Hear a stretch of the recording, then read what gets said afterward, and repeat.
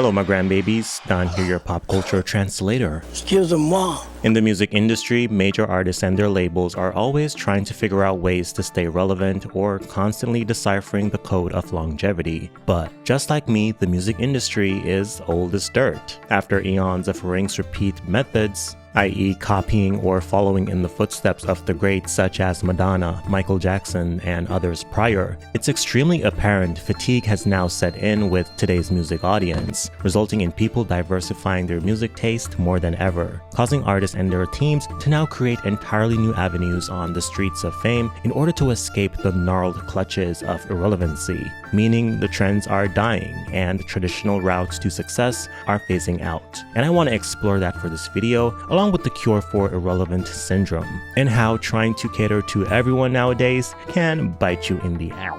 So for this video, hold my hand and let's uncover the cure for irrelevant syndrome. Why are some of your faves getting this diagnosis? How artists of today are ditching the played out blueprint of pandering to the masses for appeal. I'll also talk about how trying to appeal to everyone makes you appeal to no one. I am Don, your pop culture boy. Let's get into it. Catastrophic. Now, what is irrelevant syndrome? Not to be confused with relevance deprivation syndrome or imposter syndrome. Rather, irrelevant syndrome within this context of pop culture simply refers to mainly popular artists who are stuck in their careers after their prime expire, who then struggle rekindling their glory days. Irrelevant syndrome also applies to newer artists whose debut that was engineered for mass appeal that end up sadly underperforming. These artists follows all the trends and have big hits. Despite their success on the charts, they typically get replaced easily, as they have no distinguishing trait that is unique to them or anything that sets them apart from their identical counterparts in the music business, or the smart ones who create their own lanes to occupy. Hence, pop stars that are diagnosed with irrelevant syndrome had no true fan base from the start. And this is true for most popular artists that always try to do the right thing, or the ones that never offends in fear of backlash, trapping themselves in a contained cycle of irrelevancy beyond their prime stage, which is really the time for experimentation and setting yourself apart. In the first few years of their musical career, they appeal to everyone, a marketing strategy that is utilized not only by the music industry in order to maximize profit, but nowadays appealing to everyone is no different from appealing to no one. This doesn't only apply to artists, but for any public figure in entertainment who appeals to everyone are easily disposable. This can also be taken into consideration for the everyday man and woman. Take the saying, a friend to everyone is a friend to no one, which is a result of lacking real and deep connections. As I mentioned, this strategy of appealing to the largest group as much as possible was the approach for most popular artists back in the day. But even then, there was an expiration on that strategy. It just took a lot longer to expire compared to now. Take 60s rock band The Beach Boys. They had mass appeal in their early career, plus a marketable image that was easily digested. Their music was played everywhere and for everyone, from little kids to seniors like me. The group was even considered bigger than the Beatles at one point per the Rolling Stones. However, in the late 60s, their marketability and mass-appealing sound/shindig got tiring, resulting in criticism within the rock community. After the release of their 12th studio album, Smiley Smile, in 1967, following their highly favorable Pet Sounds, released only a year prior, the Beach Boys' streak of success started tanking, and they never recovered commercially after that, as they got coined outdated, standing next to the likes of the Beatles, who experimented with their sound and was seen as more gritty and daring. While the Beatles were huge and appealing to everyone as well, they accomplished mass appeal by making their unconventional approach approachable. So the Beatles understood the assignment and was way ahead of the curve. Now this might be a wild take, but you know me, I ain't scared. I think popular music back in the day, say the 1920s to the 1990s, was a lot more structured for mass appeal. Like, genres didn't cross each other in a noticeable way, which incentivized the business to keep artists in a box. in my opinion. And sure, genres were blended then, however, it was done traditionally, and many listeners did not even notice. Typically, genres like reggae, psychedelia, and rock were infused, but still passed off as simply rock, even if the reggae influence sticks out like a sore thumb. Even mid-century pop, you know, that da-da type of singing, or think orchestra, or, old-time Disney movies. And while that sounds beautiful, I just want to take it and slather it on my chest and use it as a wax, it was all similar, uniformed, and getting line type of beat. No wonder artists then, and even today, are being diagnosed with relevant syndrome.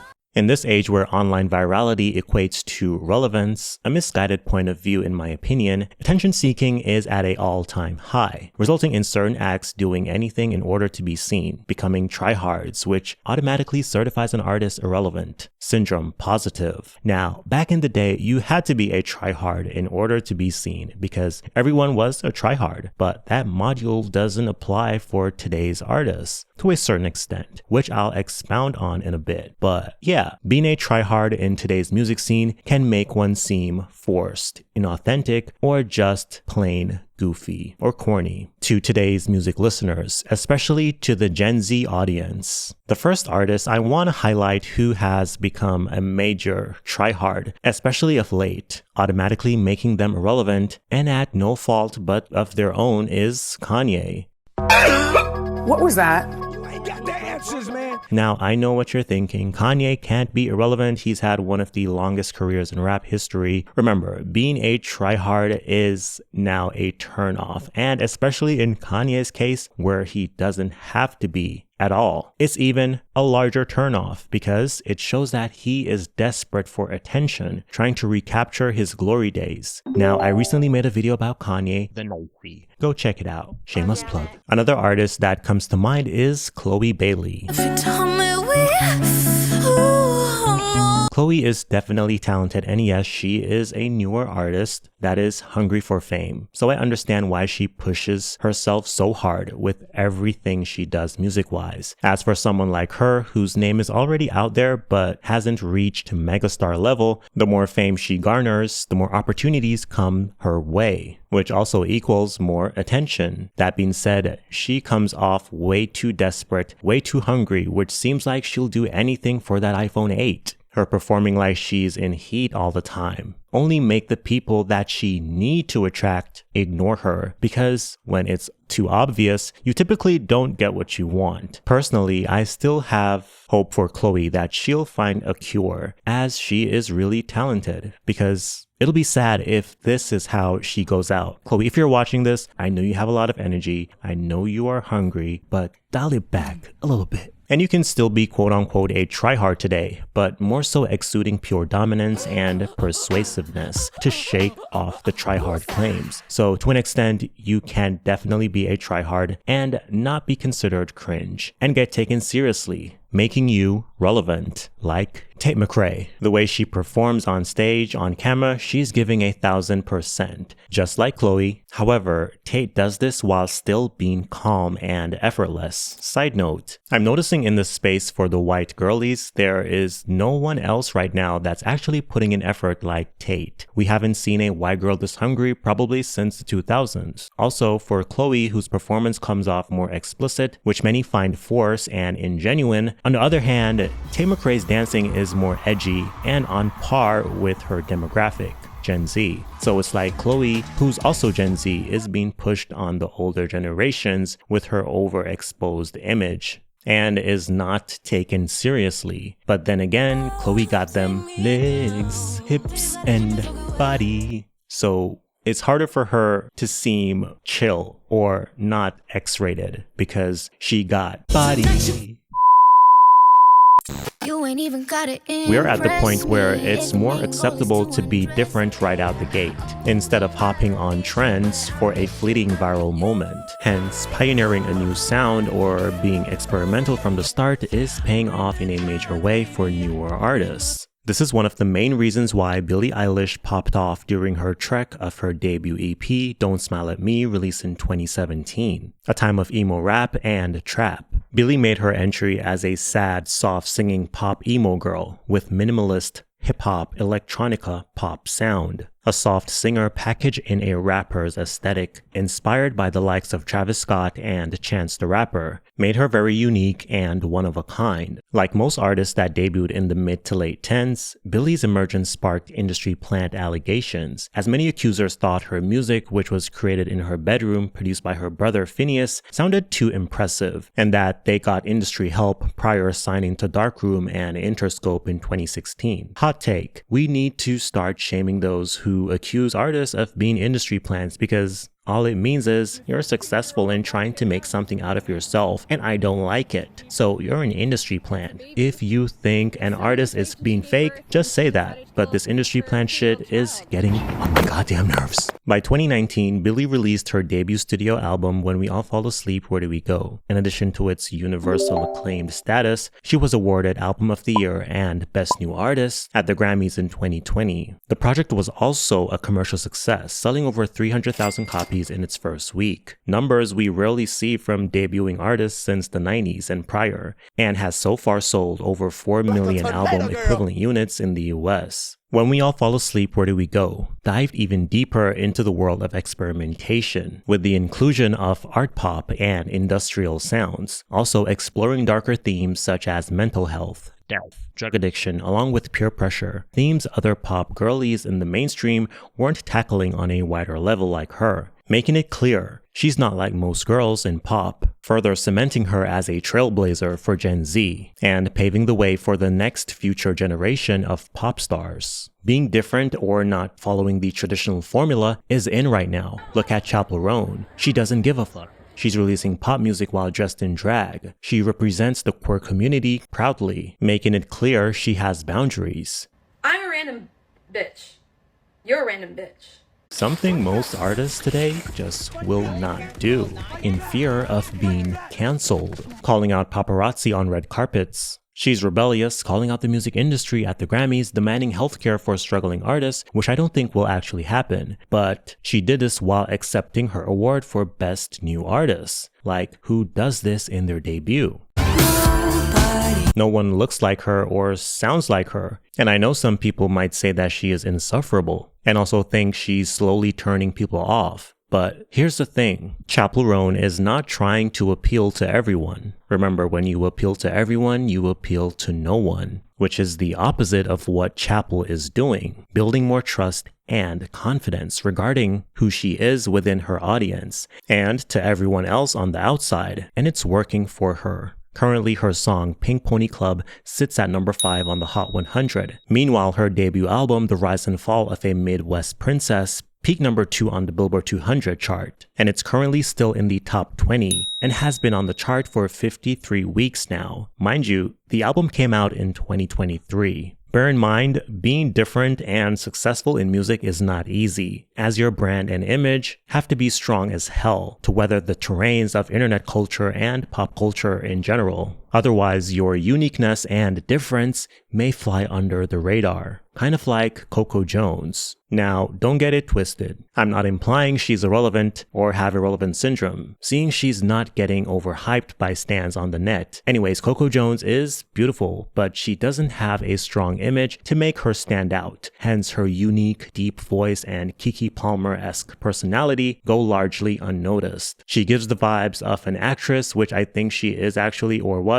Fill me in the comments. But yeah, branding is everything in music, and without it, you're not gonna get that big break. 4 bets. He also has a unique voice, but doesn't have a strong brand to propel him in music. He looks like every other drill rapper from the UK, even though he's an American. He has the typical UK drill vibe. I googled is 4 bats from, and the UK popped up, so I know I'm not the only one who thinks this. Being different will set you apart and give you a following like no other. Take Lana Del Rey for instance. Extremely different/niche, and she's relevant because she created a lane and genre for herself since 2011. Now, it took her a while as she's been pursuing music since 2005 as Lizzie Grant, but once her and her team figured out the right aesthetic, releasing the visuals for video games, Blue Jeans, and Born to Die in 2011, her name took the floor.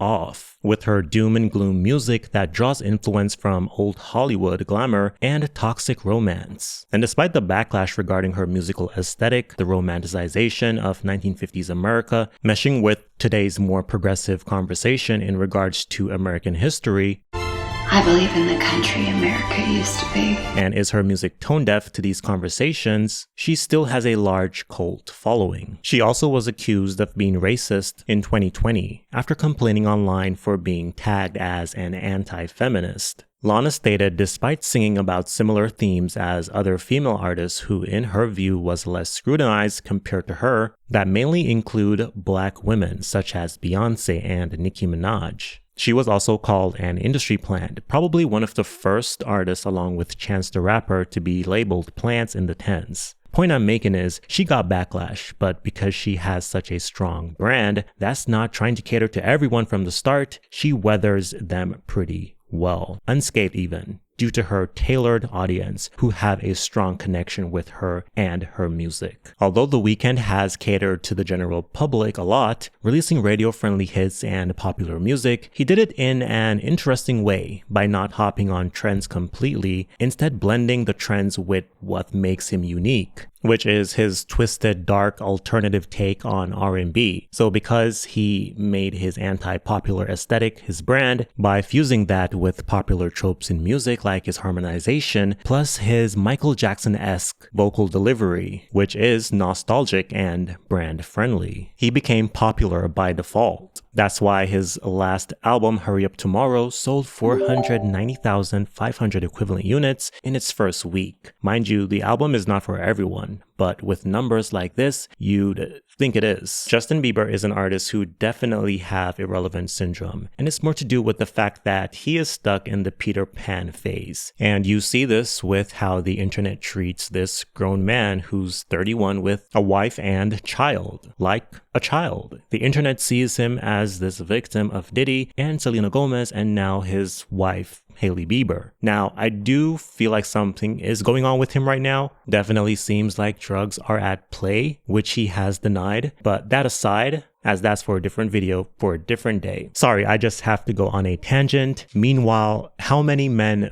more specifically white men, that behaves just like Justin Bieber in everyday life, but no one gives a fuck. You know, people are saying, poor Justin, Diddy art him and this and that. And I'm like, whoa, can we actually hear this from Justin himself? It's okay to have suspicions, but let's stop acting like we know the truth, because we don't. And imagine if you were Justin, imagine if you were in his shoes and people are making these allegations, passing them off as truth. Anyway, I just have to say that. The main problem is he hasn't had an artistic evolution. His music is very basic, bland pop R&B. No seasonings. It's like Justin hasn't caught on that he needs to grow up musically. His last two albums, Changes and Justice, are some of the most regressive bodies of works I've heard from a major pop star. He needs to get into his artistic bag, shake the internet stands who think he's still baby Justin Bieber, and surprise us. In contrast to Justin, Zayn Malik has really changed gears musically, singing about more mature topics and the country genre as he explores the challenges and joys of fatherhood. He's matured vocally as well, and while he's not as popular as he once was, and while Justin puts out crap music and is still more popular than him, an advantage for Zayn is no longer tethered to these flop/irrelevant conversations because he's no longer catering to that audience since he made his switch, being more experimental. The next person who has unfortunately come down with irrelevant syndrome is Katy Perry. Like she is struggling to hold on to the glory days, neglecting her artistic evolution, which will take her to the next phase of her career, which all the greats have done, Nicki Minaj, Beyonce, and Gaga, scaling back on the chart metrics, resorting to their artistic side. And instead of taking notes, Katy is stuck in her career, releasing vapid club music. If she wants to, she can really go down the rabbit hole of electronic music, like Charli XCX, instead of the generic club songs on her latest LP.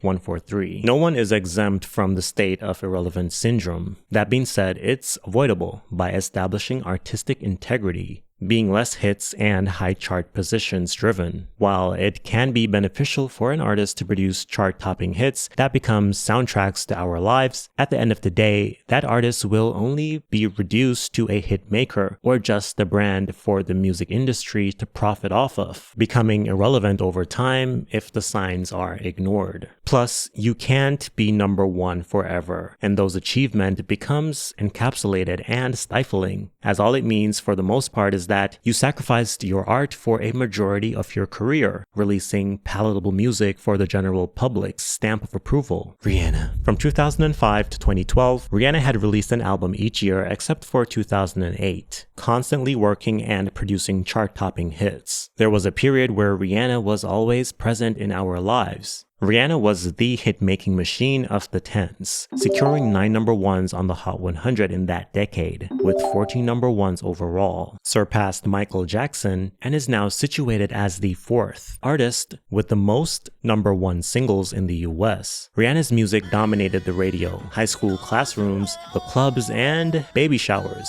Even Obama was playing her music. Some of Rihanna's biggest hits includes Only Girl in the World, What's My Name, Diamonds, Needed Me, Umbrella, and Love on the Brain. To sum it up, Rihanna was the Black Madonna, which has a nice ring to it. However, this type of artist started getting played out by the 10s. And as I mentioned earlier, as a hitmaker, you put yourself in a commercial box where you can get carried away, feeling like you have to always put out hits to be valued, unconsciously neglecting your freedom of artistic expression.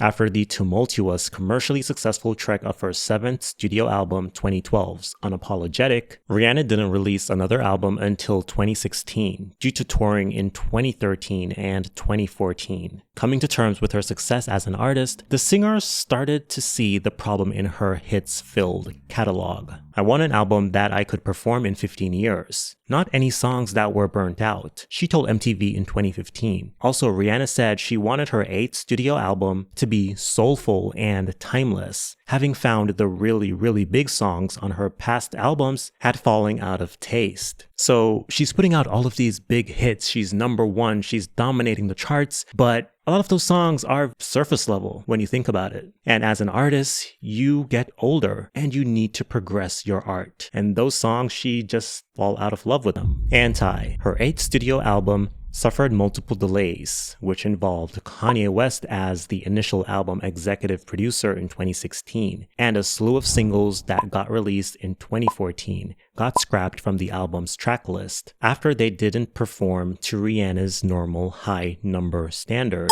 which was at the time number 1. Instead of venturing into panic mode like most artists would, releasing radio-friendly hits that would cater to GP, Rihanna ventured deeper into her artistic bag, finally releasing Anti in 2016, with a deeper introspective take than usual. On Anti, we saw Rihanna explore more untapped sounds, with an atmospheric lo-fi vibe along with heavy distortion, dancehall, and psychedelic sounds. The album was her way of taking back her freedom during a time of turmoil and creative struggles, and it paid off. The album connected with her fans on a deeper level that only grew their confidence in her ability as an artist. In addition to its number 1 single, Work, and unexpected hits, Needed Me, and the soulful ballad Love on the Brain.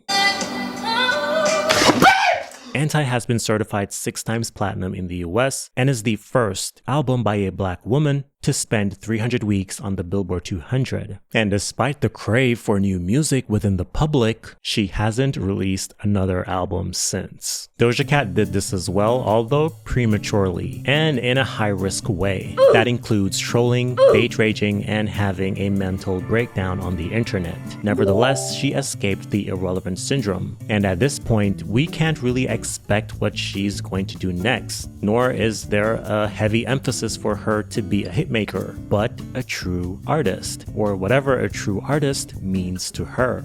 You tell everyone you hate them and the music. Like, when you think about it, it's actually kind of genius, because it like simultaneously gets people talking about like the album and like the novelty of like her being this way, while also like making it awkward to talk about her. So it kind of distances herself from the music, forcibly separating the art from the artist. Now, as I said, she did induce the process of changing prematurely, but at the same time, she probably saw where her art was going, which was in the same direction as Hot Pink and Planet Her. Very commercial sounding and, in her own words, mediocre pop.